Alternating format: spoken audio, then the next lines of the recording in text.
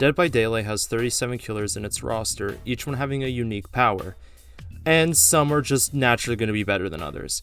While the top of the list is flooded with teleports, mobility, and map control, the bottom is taken up by slow early games and M1 killers. But today I want to look at the bottom of the barrel, the Walmart bargain bin of killers, the ones that have been mostly left behind by the devs and just sit around to rot. In this video, I'll analyze these killers, what makes them awful, and hopefully ways that they could be buffed or changed to make them at least a little bit better. Starting with the best of the worst, the shape. Michael Myers was released alongside the Halloween chapter on October 25th, 2016. Which came with the shape, Laurie Strode, and the map of Haddonfield. The best way I could describe him is that he's kind of just stuck in old Dead by Daylight. Michael's power is called Evil Within. This lets him stalk survivors to build up to tier 2 and 3 of his power. And in tier 1, Michael is awful. He moves at 4.2 meters per second, which makes him slower than the average killer, and he has a super short lunge. In tier 2, he gets the average killer speed of 4.6 meters, and his lunge becomes the normal lunge. And in tier 3, he can instantly down survivors and vault windows 15% faster. His main issue comes from the tier system, as in tier 1 he is abysmal. While a permanent undetectable is nice, it doesn't help that he's slower than the average killer and might as well have no lunge. Starting in tier 2 is when he can really start playing the game, but he's still just a basic M1 killer without any special ability to help him secure a down. While he can insta-down in tier 3, it only lasts a minute, not counting for add-ons, and the pace of the game is essentially decided by if he can find a survivor and get out of his tier 1 quickly, which depending on the experience of said survivors can be really hard or really easy.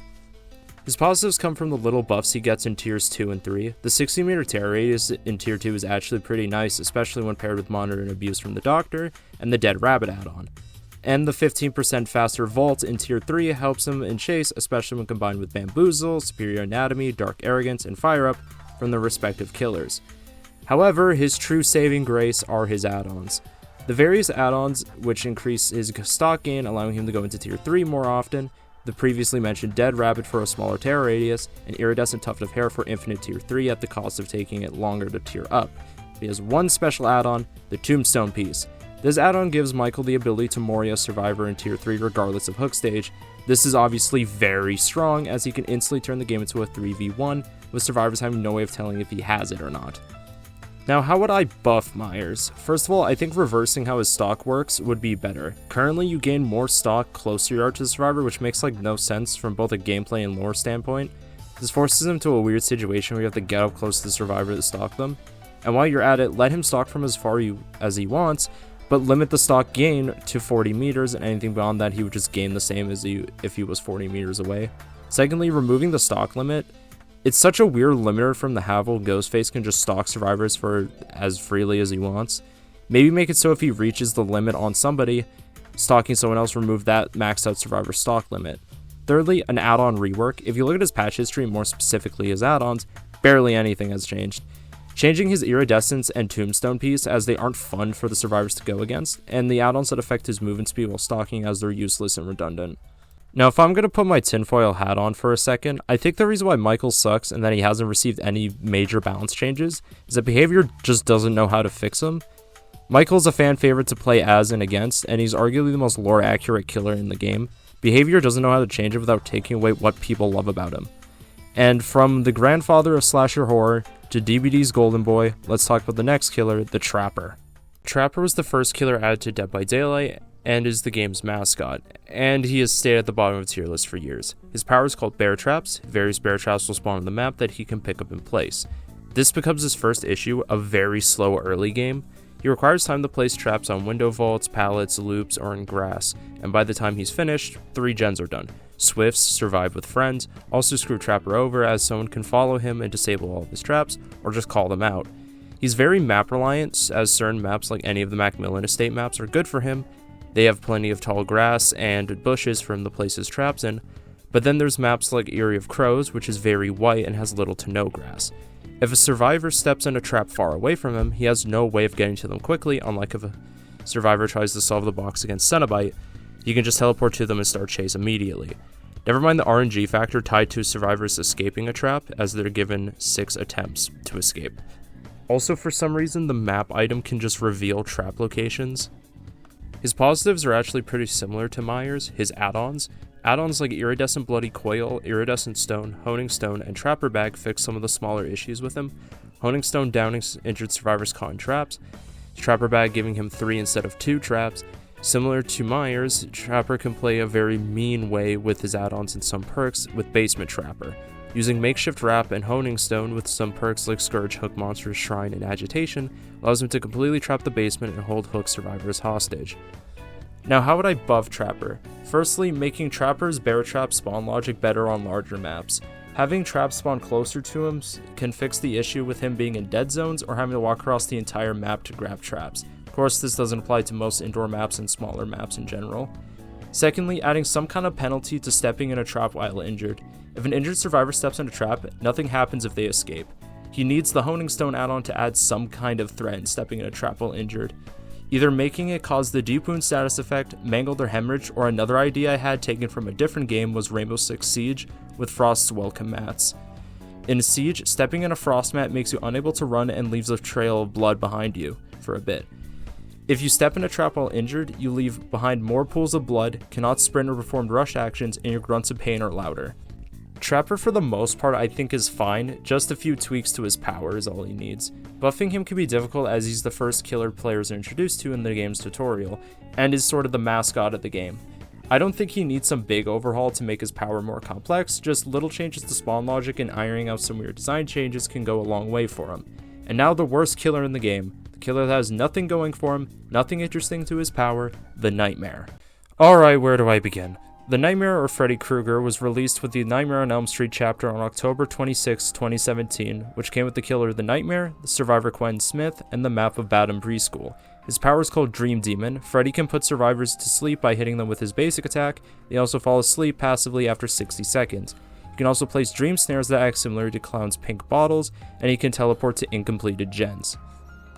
I'm going to start with his positives, his teleport, which is okay at best. It allows him to get alright gen pressure, but has a cooldown of 45 seconds, causes blood to spew from the generator he's being teleported to, making it extremely telegraphed, and he can't teleport to completed gens, making this part of his power completely useless during the endgame.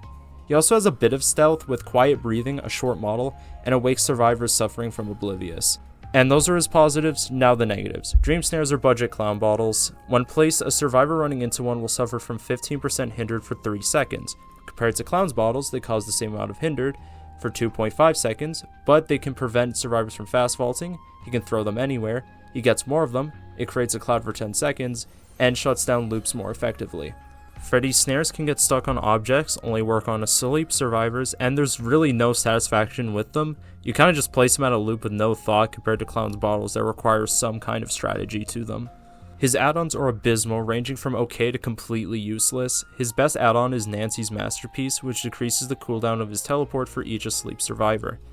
There's also the Black Box add-on, which is pretty gimmicky and is a mini Blood Warden. He also has Garden Rake, Prototype Claws, and Paint Thinner add-ons, which replace the Dream Snares with Dream Pallets.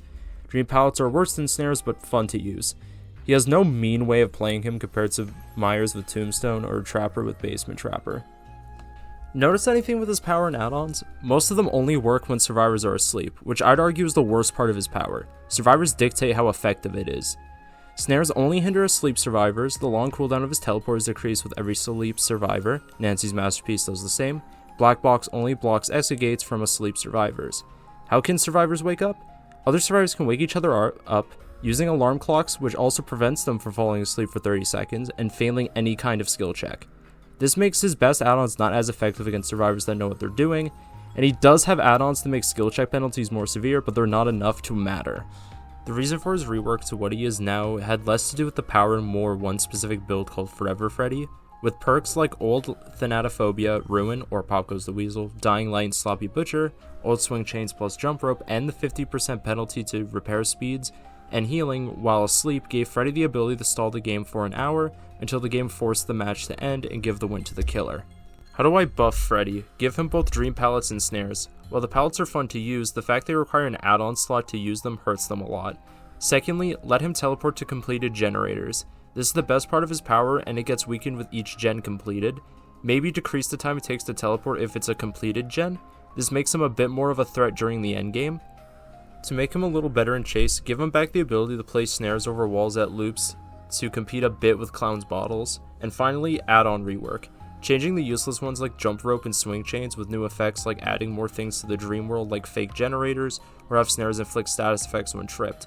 Honestly, I think Freddy might just need another power overhaul. His power has a lot of holes in it in its base kit, and add-ons don't really fix them. Freddy was very rushed, and the result is a killer with a lackluster power that isn't fun or satisfying to play as and against. And I think Behavior is ashamed of him as well. You can't search for the DLC on its own, only through the DLC section of the Dead by Daylight store page, at least on Steam. He received changes to his add-ons in the Alan Wake patch that weren't listed in the patch notes. While his original power of bringing survivors into the dream world to hit them was poorly designed, it was unique and made him feel like Freddy Krueger. Alright, and with that, the video is finished. Hope you enjoyed. Don't you talk about me, you son of a bitch. Who said that? What is that? It's What me, is that? The Skull Merchant. Now, this part wasn't originally supposed to be here, but with the mid-chapter patch of 8.3.0 brought changes to the Skull Merchant which are very questionable. This part is more of a rant than an analysis because these changes make me wonder about future balance changes. These Skull Merchant changes make her a contender for bottom 3, and have killed any interesting part about her for the sake of making people to stop complaining about her. The two big ones being she can only gain haste from newly placed drones, and survivors can't be scanned while fast vaulting. This effectively kills her use as a trap killer as she can't get value from pre-placing drones at loops. Survivors not gaining scan stacks while fast vaulting gives survivors free escapes in certain situations. For example, if a survivor runs into a tile with a drone in it, originally the survivor has to just take the scan line and fast vault to make distance. Now the survivor can just gain distance for free. One thing people hate about old Skull Merchant was at a loop she just placed a drone down and gets a hit with the haste hinder difference. Now that's the only way for her to get value out of a drone that isn't taking a health state. And their wording is really weird. This will reward the killer for using their power actively rather than setting and forgetting. You can't really play her as a trap killer anymore, which was maybe intentional. Is Trapper placing traps at windows and doorways also setting and forgetting? Or how about Hag making her web of traps? My fear is that this will be the direction with future balance changes, just make it useless. If it becomes useless, no one will complain about it. And she's supposed to receive another rework later when killers that have been around for longer, like Myers and Freddy, haven't received any buffs or changes. DBD is interesting as the best are very oppressive while the bottom are atrocious. But these three have similar issues that Behavior doesn't change, which might be the case of Behavior doesn't really know how to change these killers. They're all very early killers too, back when DBD was more of a horror game. I wish these three get changes or reworks to make them a little bit viable and fun to play, as and against. Hope you enjoyed the video. This took some time to make as it's my first big proper video. I hope I'll be able to do more in the future. As always, music used in the description, and have a nice rest of your day.